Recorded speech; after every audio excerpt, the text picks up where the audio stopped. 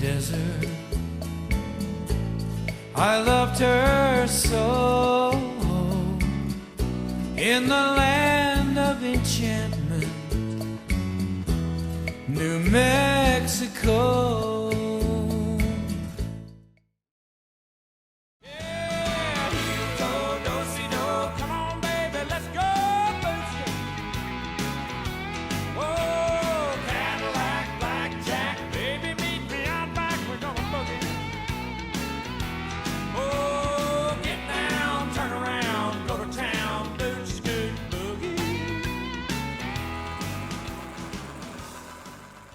I was actually working at the sale barn in Lovington.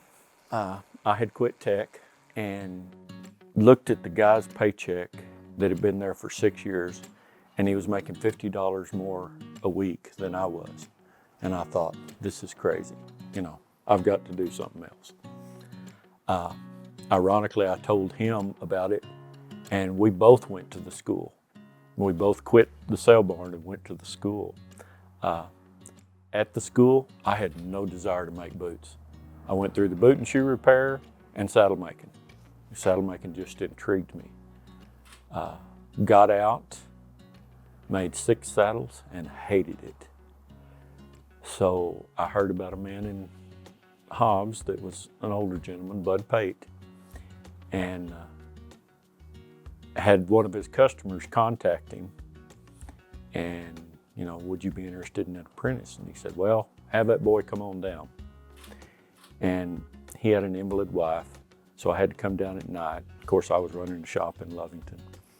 And we talked 3 hours. And at the end of the night, he said, well, you can come on back. You know, and I said, well, how would you like to do it? And he said, well, you got your shop, just come at night. We'll try this out.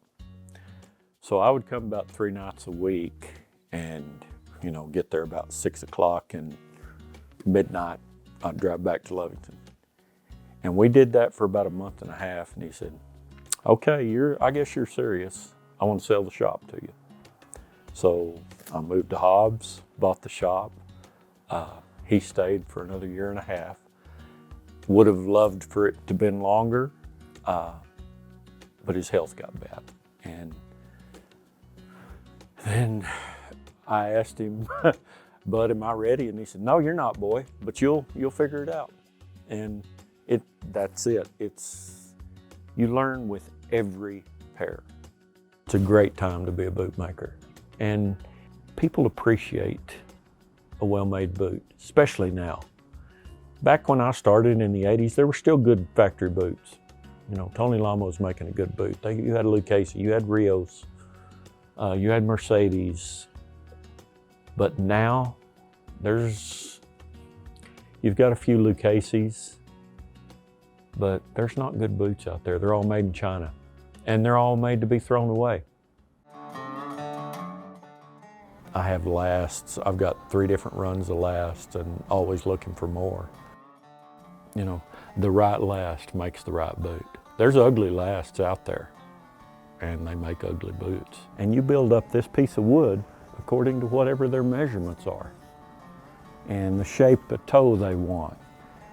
And all the time, you got to remember, this has still got to look, it's got to have the curves of a woman, you know.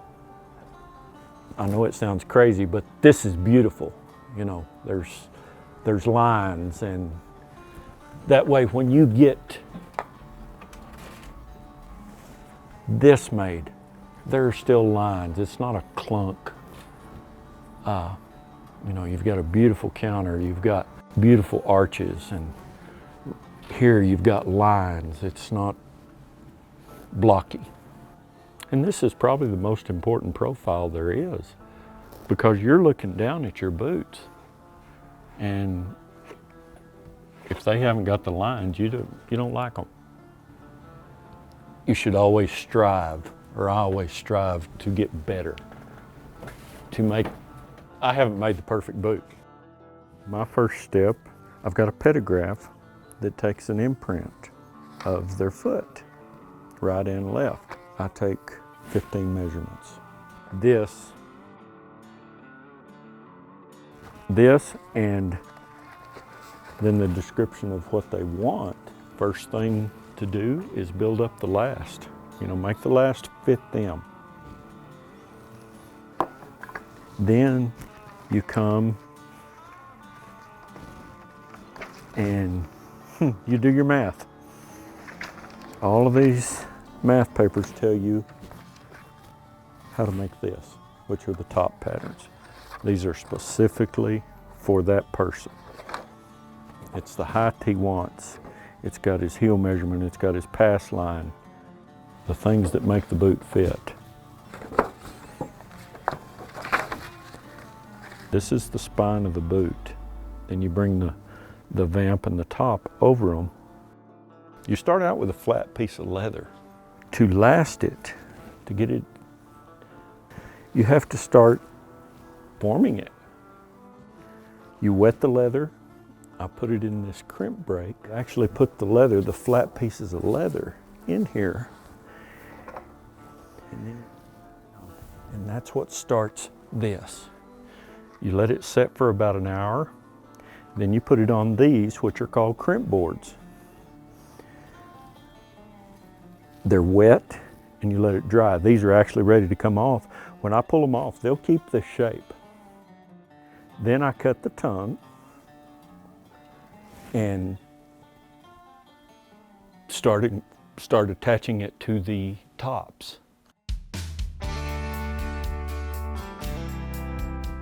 These are stitch patterns, years and years from different boot makers.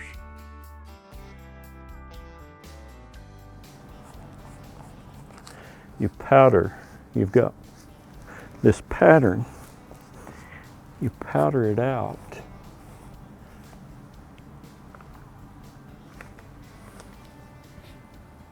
And that's your first row. Then you follow the rows.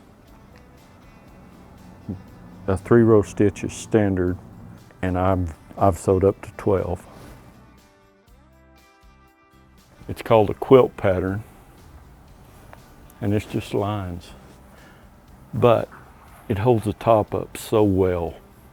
And that's what stitching is for, is to hold the top up through use and work. This machine is the machine I started on. I've changed the motor, I've put a servo motor on it. It's a 110W124. In my opinion, the best machine Singer ever made, best boot top machine. It used to sew like 3,400 stitches a minute. And I ran it for a lot of years like that. Not at 3,400, but and then servo motors came along, and it's just so much easier to control. And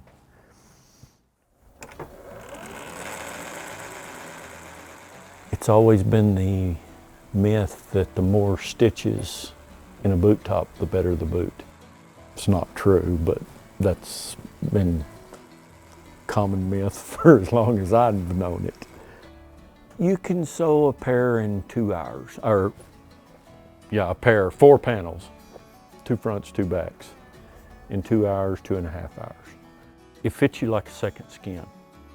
And you're not used to that with a factory boot.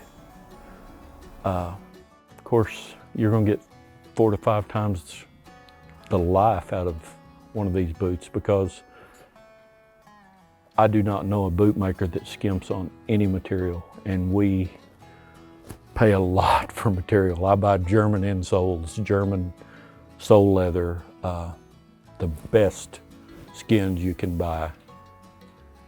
It's harder and harder to get, and of course more and more expensive. I know Bud, when he started, he was getting $17 a pair for boots. And he told his dad, he said, "I'm gonna make boots for a living." He said, "What are you gonna get on those, boy?" He said, $17. He said his dad looked at him, shook his head and said, "There's nobody gonna pay $17 for a pair of boots." Of course, this was in the height of the Depression. When I moved in with Bud, we were $260 for a pair of boots. Plain Jane, 12-inch top, 3-row stitch. Now I'm starting at 1,700. My granddad had a ranch. I helped him all the time. He worked on windmills. I helped him work windmills. He was a very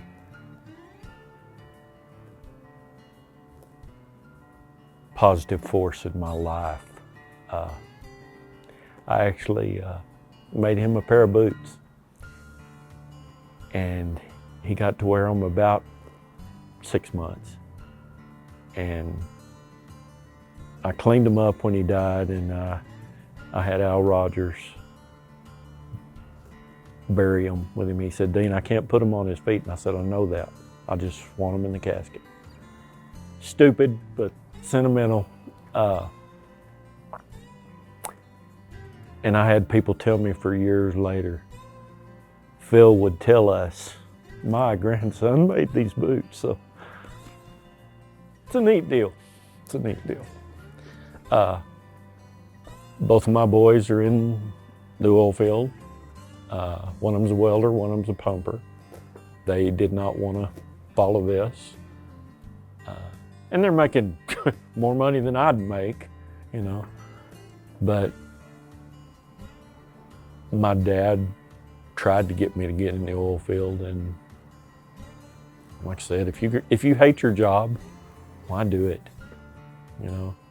And we were able to scrimp by. My boys showed lambs. They were in the 4-H and FFA program. We ran at it hard and had some success, and I was able to always be there with them, and that to me means a lot. And if I had to go to work and sit in an office all day and have a boss chewing on me, I wouldn't make it. I really wouldn't. I made boots for 40 years one way. Recently, a young man came in the shop and we visited, and he had a better way. And so I'm actually in the process of trying to teach a dog new tricks. And it's tough, but I am so much more proud of the product I'm turning out. It's not a dying craft though. There's more young people getting in it now than there ever have been, and that's a great thing. People always ask me, "Are you ever going to teach anybody?" And I said, when the right person comes around. Because the first thing, I've had them ask, and the first thing I say is, "You got 5 years." And that right there tells me, are you serious or not? And so far, there hasn't been a serious one. There will be. And if not, I will donate all my stuff to another bootmaker, you know, a young and upcoming bootmaker.